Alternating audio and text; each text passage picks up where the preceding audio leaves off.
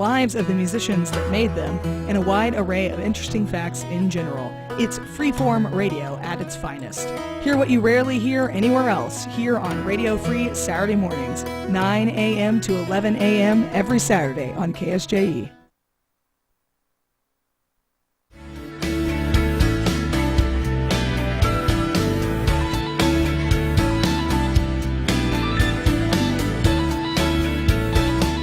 Ten minutes past 8 o'clock. It is Wednesday morning, the 10th day of December, 2025. Good morning, everyone. I'm Scott Micklin. Thank you for tuning in to KSJE 90.9 FM over the airwaves here in San Juan County, New Mexico. In Durango, Colorado, our radio signal is on 103.3 FM. And if you're listening to my voice anywhere else on planet Earth, you've gone to our website to tune in, ksje.com, or maybe you're listening to my voice through the new KSJE radio app. It is great to have you all with us this morning, everybody. Also, welcome to our viewers who are watching the program, the video of this program, streaming out live to the KSJE Facebook page and also to our YouTube channel. So glad that you're all with us this morning, because coming up, our guest from San Juan Regional Medical Center, we are getting an update on the new residency program here at San Juan Regional Medical Center. We'll explain more about what that means to our hospital, our community, and much, much more coming up in the next few moments right here on KSJE.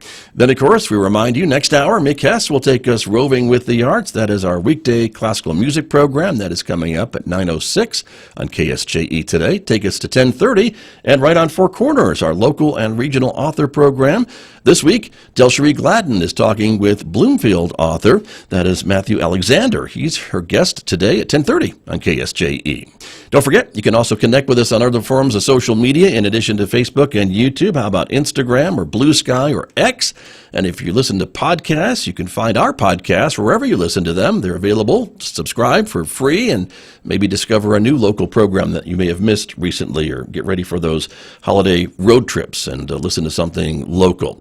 The new KSJE radio app is also available. It is available at the App Store and Google Play. You can connect with our podcast there as well. You can listen live and much, much more. Take us with you on the go. It's the new KSJE radio app that's available now. Outside our studios at San Juan College this morning, right now, it's sunny and 29 degrees. We are expecting lots of sunshine today. Temperatures reaching about 49 degrees this afternoon. Clear skies overnight with a low of 29.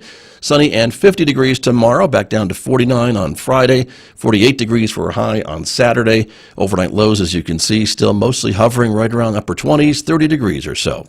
I'll be back with my guest from San Juan Regional Medical Center right after this on KSJE. KSJE is supported by San Juan Regional Medical Center. The caregivers of San Juan Regional Medical Center are committed to bettering the quality of life, health, and care of individuals, families, and our communities. Life is their sacred trust.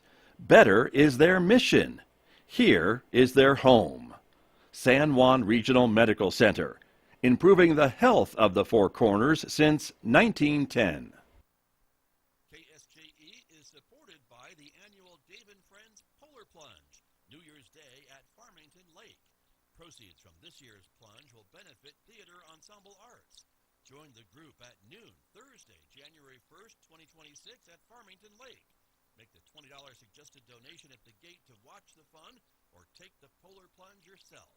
The Dave and Friends 2026 Polar Plunge to benefit Theater Ensemble Arts, 12 noon, New Year's Day.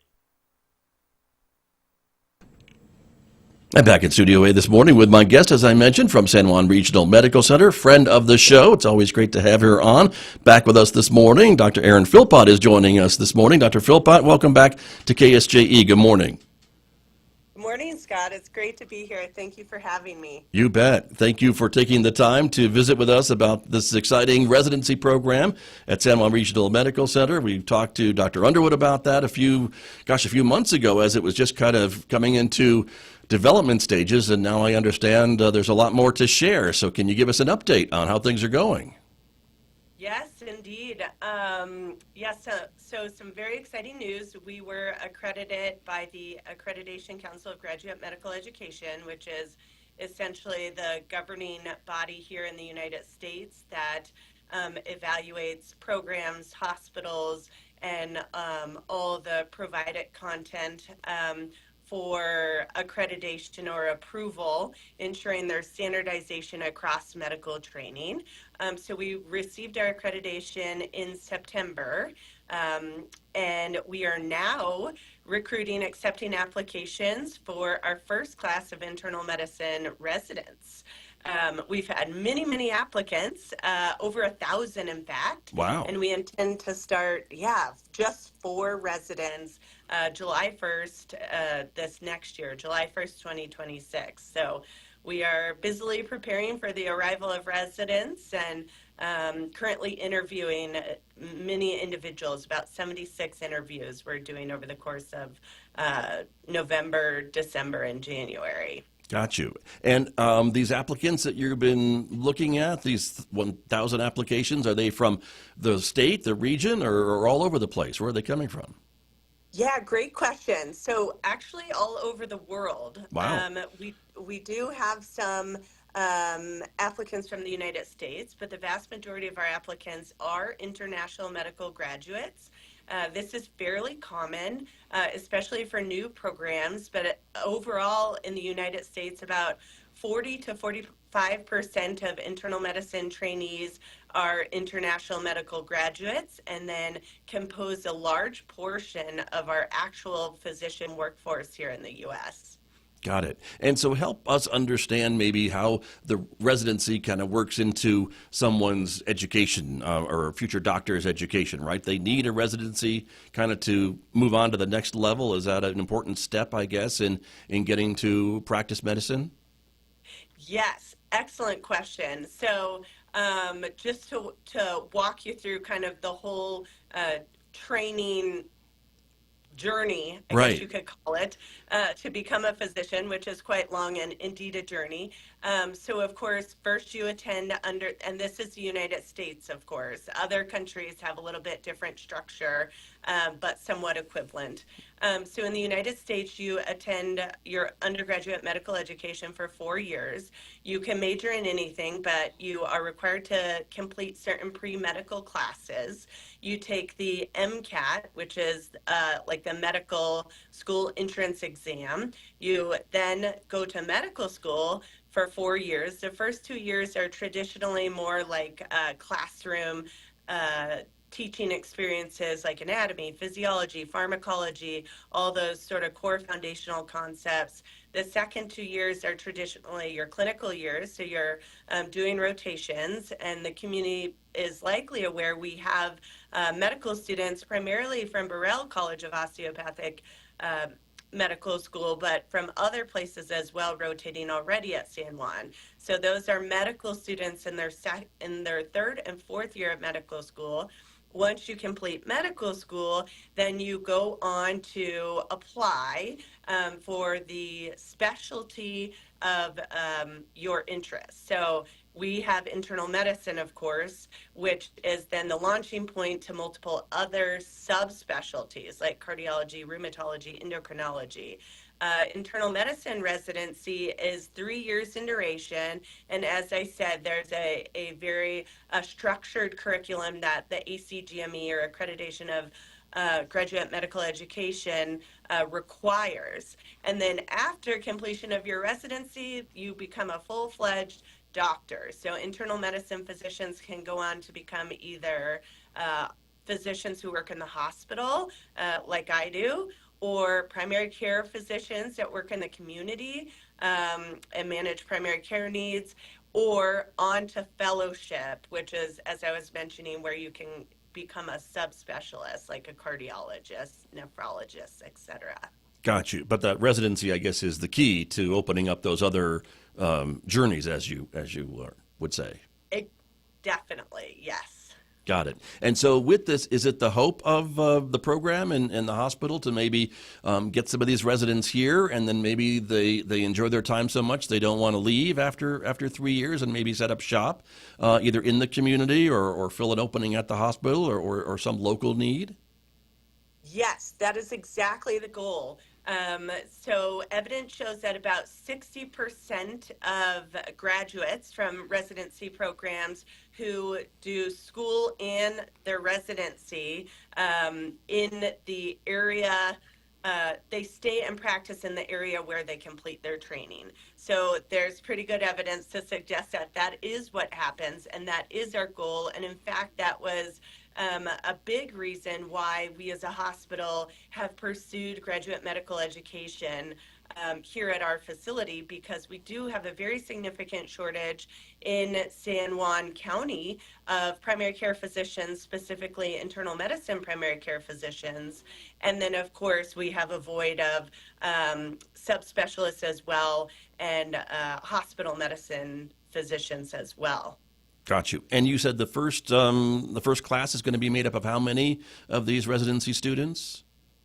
So our first class will be 4 residents, and however, we do intend to build our program over time with an ultimate goal of 24 total, or 8 residents per class. Got you. And that's where I was going with that, to wonder if it was planning to grow and to involve more future doctors here as the program gets underway. But with this first one, it's very exciting to start off in July, I think you said, with these new graduates, basically, to form a residency here at the hospital. What have you heard from some of your colleagues there at the hospital? Are they excited to kind of rub elbows with these freshly minted medical students and show them the ropes, as it were, at the hospital? Yes, I would say there is there's great excitement in welcoming these residents. I think residents add a lot to a culture. They're, of course, these young doctors just coming out of medical school with fresh knowledge and a fresh perspective, and kind of looking at things through a different lens. So I think generally the feeling here among the staff is one of excitement.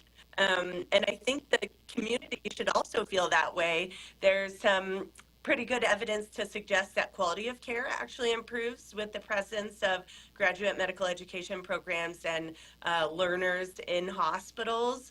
And even mortality rates have been shown to go down, readmission rates. So there's a lot of metrics, meaningful metrics, that are impacted by the presence of learners. And it's probably for a lot of reasons, just having a whole team of doctors thinking about each individual case, additional interaction time with patients, quality improvement initiatives that residents do, research that are typically led by attending physicians, but residents certainly hugely contribute to. So I think there's a lot of excitement all around. Very good. And Dr. Philpott, are you getting any flashbacks back to your residency and your time kind of learning a little bit as you started your medical career?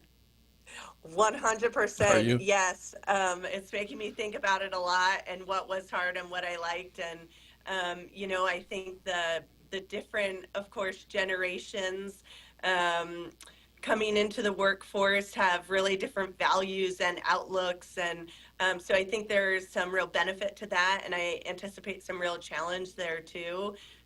We did, 30-hour call shifts when I was completing my residency, and that is not so popular anymore for quite obvious reasons.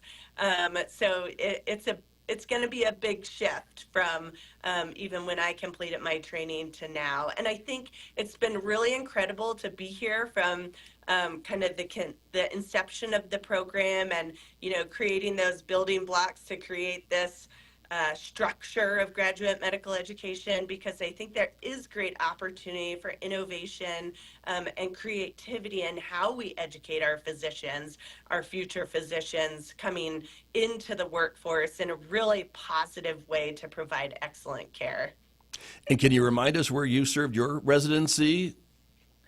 Yes, I went to University of Washington, so it was a very large academic center, and I trained at the county hospital there, Harborview, it's called, in downtown Seattle, as well as University of Washington Medical Center and the VA there in Seattle as well. So diversity of hospital environments, but quite different compared to like a community training program. Right, which will be offered here, I guess, right, with San Juan. Exactly, yes. And is that something that maybe some of the applicants are are pointing out that they're interested in is maybe working at a smaller facility and not a big city metropolitan type of hospital, and maybe working at a community hospital like San Juan Regional and learning the ins and outs, because certainly the type of care can be somewhat different, and the type of patients that are coming in from far distances is quite different than maybe being in a metropolitan area? Definitely, yeah. We've had a lot of applicants specifically express their desire to train in this region. The community operated and owned hospital environment, I think, offers really a lot in that regard. You're a true individual in our system, I think, as compared to, not that I didn't feel that way in residency, but when you're in this lumbering beast of an academic institution, you are not so much seen as, an individual. So I think there really is the desire specifically to come here, and really just incredible stories from these applicants, Scott. I mean, from all over the world. We have a large number of Pakistani applicants, applicants from India, Nepal, and just remarkable stories of resilience and perseverance, and really smart people, and wanting to serve the underserved. So true service and dedication to their profession. So yeah, they have sought out our area very specifically for their training. Very good. And I want you to give some credit to some of the other folks I know who are working on this with you. You're not doing it all on your own. There's probably a team of folks there. As we mentioned, Dr. Underwood has been part of this too, that put this residency program together and gone through the accreditation process, and to make sure all the T's are crossed and I's are dotted to get this thing as a go in July. Yes, absolutely. It is definitely a team effort here. Kind of all hands on deck at this point. There's no department at our hospital that I think is going to be not impacted. The way GME, or graduate medical education, works in finance and billing, it is a widespread impact. And certainly Dr. Underwood's leadership has been invaluable in getting this program up and going. And I will say Desiree Kenneth, who is our program manager, program coordinator, who has worked here at San Juan Regional and Haitian experience, and then transitioned into this role just over a year ago now. She has been exceptional, an extremely organized individual, hardworking, and just learning the ropes of the whole process. So definitely a team effort here, but I think everyone's really excited about it. We're doing new things. We have a medical education building now. We're building a simulation lab. The foundation has generously donated to that effort, and really getting all the pieces in place to create a really rich learning environment for these new physicians. Very good. Well, congrats to everyone who's been involved in this effort, because I know, again, it seems to me like a game changer to be able to kind of grow your own, as it were, to try to train and offer residency to some physicians, future physicians, and then hopefully have many of them stay and set up practice in the community. And can you tell, and I don't know if you know the answer to this question, Dr. Philpott, but I bet you do, because you're pretty smart. Do you know how many hospitals the size of San Juan Regional have a residency program? I would think it's somewhat unique to a hospital the size of our local community hospital. Yeah, that's a good question, and I don't know the answer to that, Scott, quantitatively.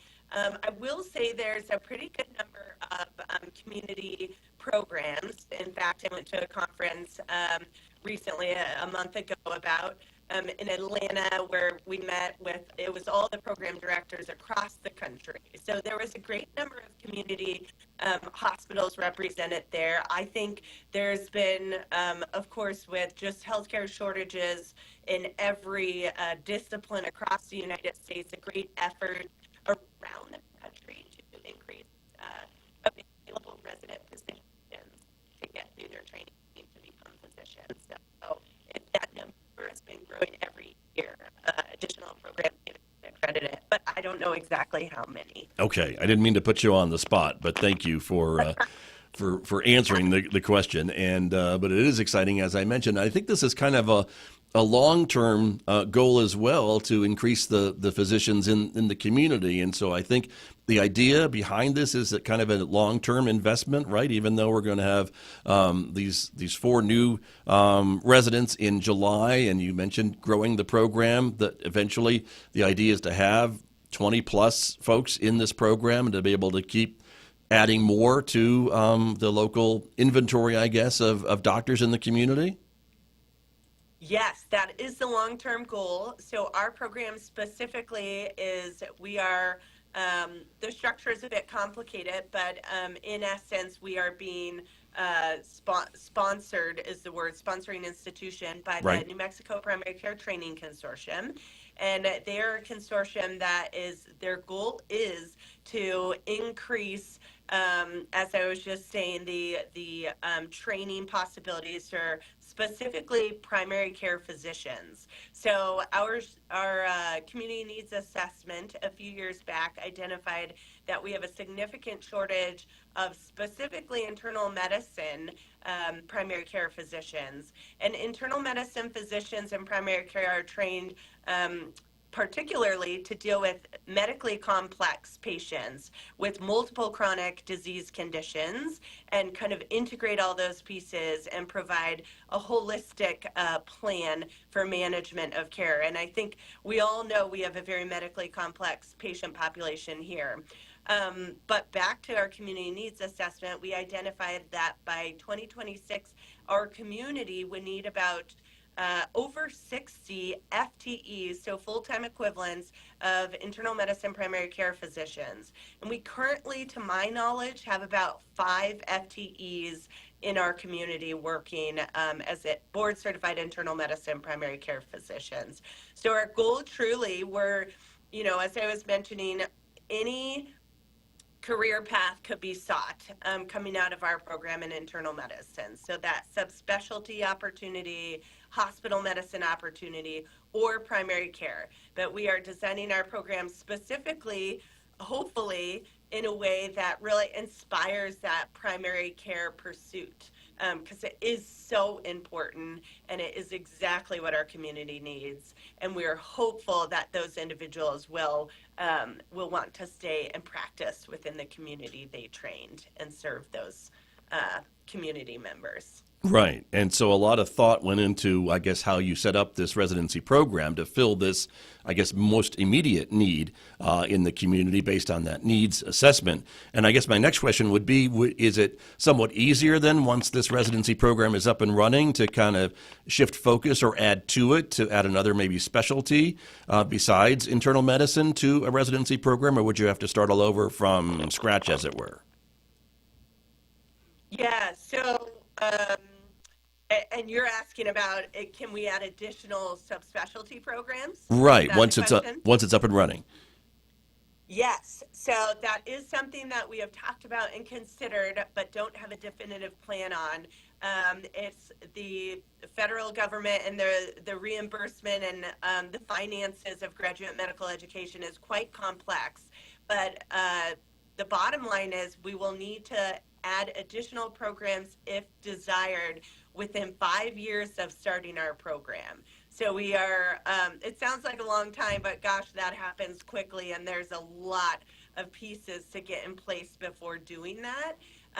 But we have considered adding additional subspecialty opportunities after we get kind of settled in and get this program up and running, which I think would be, just continued benefit to our community, our hospital, our entire catchment area. Sure, got it. But certainly you're meeting the initial needs and maybe the greatest needs with this internal medicine track, which is really exciting to hear about. And so, Dr. Philpott, between now and July, I guess the idea is just to kind of identify these the first class of your residents and get them orientated to starting to serve in Farmington in the summer, I guess. Yes, so there's actually an incredible amount we need to do before July 1st, but that is one of the things. As we complete interviews, the way the medical system works is after there's the centralized application service that I mentioned, and then we as the program will identify our applicants in order of rank that we desire to have at our program. All the applicants will do similarly. And then in March, it's called The Match. There's a match week over generally the week of St. Patrick's Day. And we find out who is this massive statistical machine that matches programs with residents. And we find out who we match to our program. Of course, the residents find out, or the applicants find out what residency they match to. And then we will hit the ground running. We will likely need to get some visas. As you are likely well aware, the visa environment has been very interesting over the course of the past year. So that adds an element of complexity to things. And then we will get them, they will be starting orientation July 1st. So we're building curriculum, we're arranging rotations, we're adding software to our organization, we're building our simulation lab, we're working with faculty and doing trainings.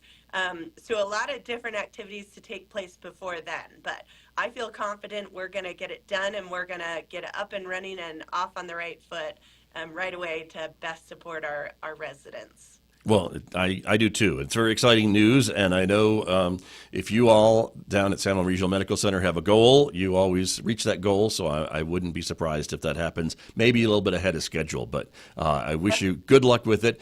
Real quick before we run out of time, Dr. Philpott, you mentioned the support from the San Juan Medical Foundation. I just want to put a shout out to them. They do so much in our community, and it sounds like they have helped with this residency program as well.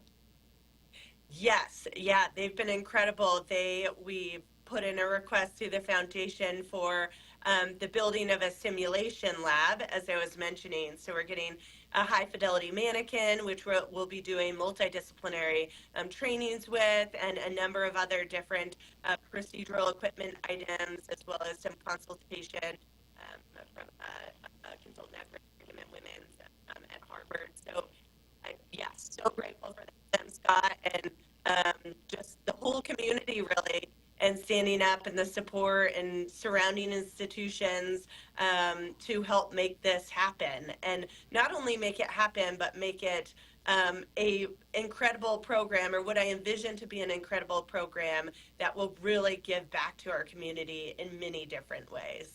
Very exciting. Well, Dr. Philpott, we're so excited to hear the update and to know that this is happening. It seems like it wasn't too long ago I was talking to Dr. Underwood about this kind of thought and idea, and now it's coming to fruition. So it's very exciting to see this happening in the community, and knowing what a difference it will make for patients and folks who are needing primary medical care in the community. So thank you again for your time. You're always so generous, and it's always great to see you and visit with you. Thank you very much. You too, Scott. Thanks so much. Really appreciate it. Of course. Thank you very much. That's Dr. Erin Philpott, San Juan Regional Medical Center, talking with me about the new residency program here in San Juan County.